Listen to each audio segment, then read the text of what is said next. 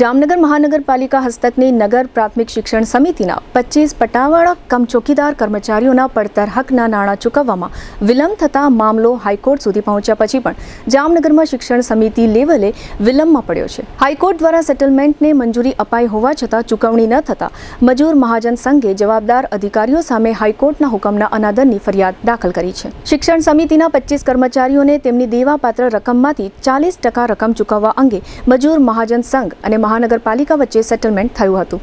અગાઉના નિર્દેશ મુજબ આ સેટલમેન્ટ હાઈકોર્ટ સમક્ષ રજૂ કરાયું હતું અને 5 માર્ચ 2026ના રોજ હાઈકોર્ટે તેને મંજૂરી આપી હતી।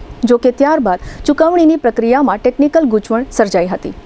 શિક્ષણ વિભાગ તરફથી અભિપ્રાય બાદ નગર પ્રાથમિક શિક્ષણ સમિતિના શાસન અધિકારીને ચૂકવણીના સેટલમેન્ટ પર સહી કરવાની સત્તા અંગે પ્રશ્ન ઊભો થયો હતો। વિભાગો વચ્ચેની આ અનિર્ણાયક સ્થિતિના કારણે નાના કર્મચારીઓના હકના નાણાં અટવાઈ ગયા હોવાનો આક્ષેપ છે। આ મુદ્દે મજૂર મહાજન સંઘના સેક્રેટરી પંકજભાઈ જોશીએ 18 ઓગસ્ટે નગર પ્રાથમિક શિક્ષણ સમિતિના શાસન અધિકારી ફાલ્ગુનીબેન પટેલ, હોદ્દાની રૂએ મહાનગરપાલિકા કમિશનર સહિત જવાબદાર અધિકારીઓ સામે હાઈકોર્ટમાં અવમાનનાની ફરિયાદ દાખલ કરી હતી।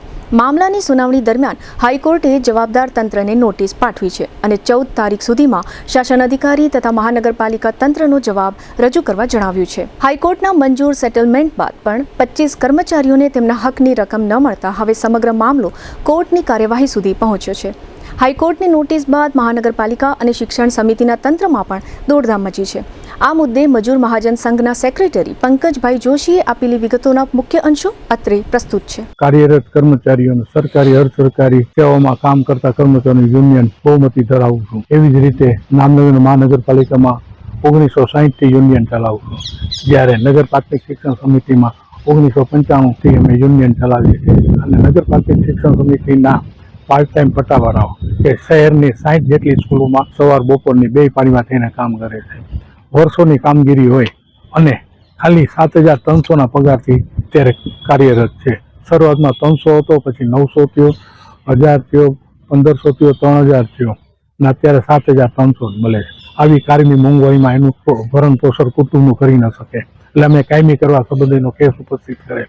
નામદાર ઔદ્યોગિક અદાલતે અમારી માંગ મંજૂર કરી અને તમામ કર્મચારીઓને નિમણૂક તારીખથી નિયમિત કરી તમામ પ્રકારના લાભો પગાર સહિત મોંઘવારી સહિત બધે આપવા। જે સામે નગર પ્રાથમિક શિક્ષણ સમિતિ હાઈકોર્ટમાં ગઈ, હાઈકોર્ટે મને હુકમ ન આપતા અમોએ આ બધી રકમ મેળવવા માટે રિકવરી દાખલ કરી, જે રિકવરી અમારી મંજૂર થઈ। આશરે 17 કરોડ જેવી રકમ ચૂકવવાની થઈ।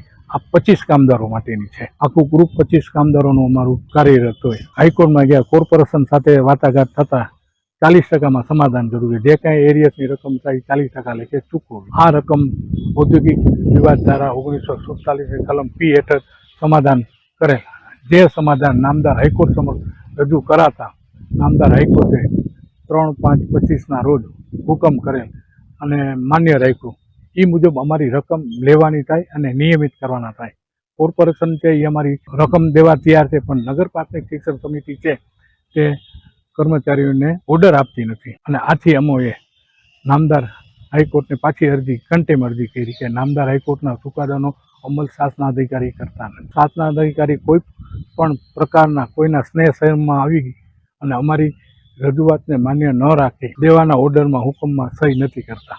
આવો જ કિસ્સો બરોડા નગરપાલિકાનો શિક્ષણ સમિતિનું થયું। ત્યાંના શાસનાધિકારી બધાને હુકમ આપી દીધા પોતાની સહીથી, અહીંના આ બેન જ હુકમ નથી આપતા, એટલે અમે કન્ટેમ અરજી કરી અને કન્ટેમ અરજી અમારી માન્ય રાખી નામદાર કોર્ટે હુકમ કર્યો છે, નોટિસ બજાવી છે।